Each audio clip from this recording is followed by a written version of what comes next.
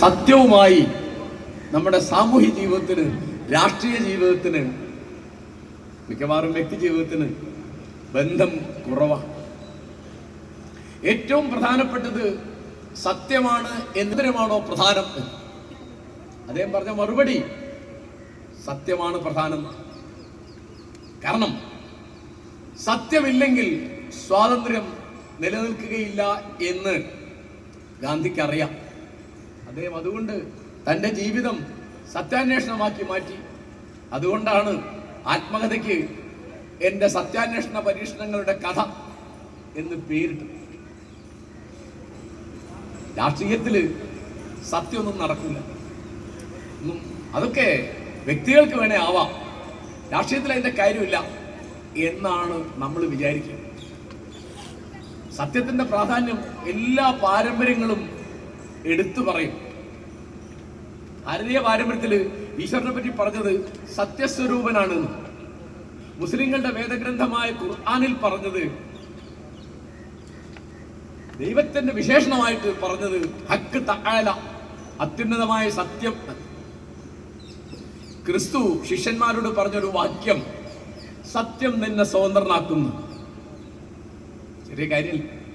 പാകിസ്ഥാൻ വാദം പുറപ്പെട്ടു വന്നപ്പോ ഗാന്ധി പറഞ്ഞു പാകിസ്ഥാൻ അസത്യമാണ് എന്ന്. പാകിസ്ഥാൻ അസത്യമാണ് എന്ന് നാട്ടുകാർക്ക് മനസ്സിലാവാൻ പിന്നെയും 13 കൊല്ലം കഴിഞ്ഞു. 1971 ബംഗ്ലാദേശ് എന്നൊരു രാഷ്ട്രം ഉണ്ടാവുന്നത്. എന്താ ചെയ്തത്? മതത്തെക്കാൾ പ്രധാനമാണ് ഭാഷ എന്ന് ബംഗ്ലാദേശികൾക്ക് മനസ്സിലായി.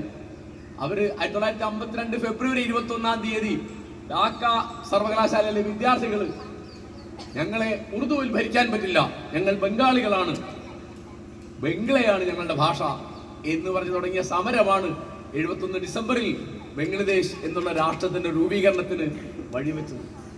ഏറ്റവും പ്രധാനം മതമാണ് എന്ന് പറഞ്ഞ രാഷ്ട്രമുണ്ടായാൽ അത് നിലനിൽക്കുകയില്ല. ഇപ്പോഴും പാകിസ്ഥാനിൽ ഭാഷയുടെ പേരിൽ സിന്ധികളുടെയും പഞ്ചാബികളുടെയൊക്കെ സമരം നടക്കുകയാണ്. ഇത് രാഷ്ട്രമായിട്ട് നിലനിൽക്കാൻ പറ്റുകയില്ല. 38 കാലത്ത് ഗാന്ധി പ്രസംഗിക്കുകയും ചെയ്യുന്നുണ്ട്. നിങ്ങൾ എന്താണ് ചോദിക്കുന്നത്? യഹൂദൻ ഏത് രാഷ്ട്രത്തിലെ പൗരനാണ് നിങ്ങൾ ചോദിക്കുന്നത്?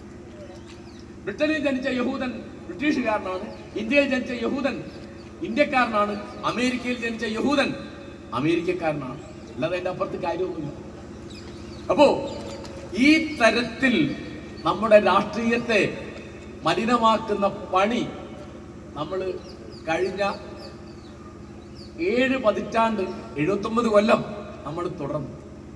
ജവഹർലാൽ നെഹ്റു തീർച്ചയായിട്ടും മതേതരത്വം എന്ന ഒരു സംഗതി നിലനിന്നാൽ മാത്രമേ നമ്മുടെ ജനാധിപത്യം നിലനിൽക്കുകയുള്ളൂ എന്ന് തിരിച്ചറിഞ്ഞിരുന്ന മഹാനായ പ്രധാനമന്ത്രിയാണ് അദ്ദേഹം.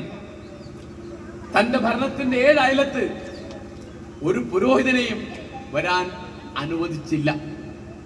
ഇപ്പോ നമ്മുടെ നാട്ടില് രാഷ്ട്രീയക്കാർക്കുള്ള പ്രധാനപ്പെട്ട പണി മതപൗരോഹിത്യത്തെ ശക്തിപ്പെടുത്തുകയാണ്. കാരണം വോട്ട് കിട്ടാൻ അതാണ് എളുപ്പം എന്ന് അവർക്കറിയാം.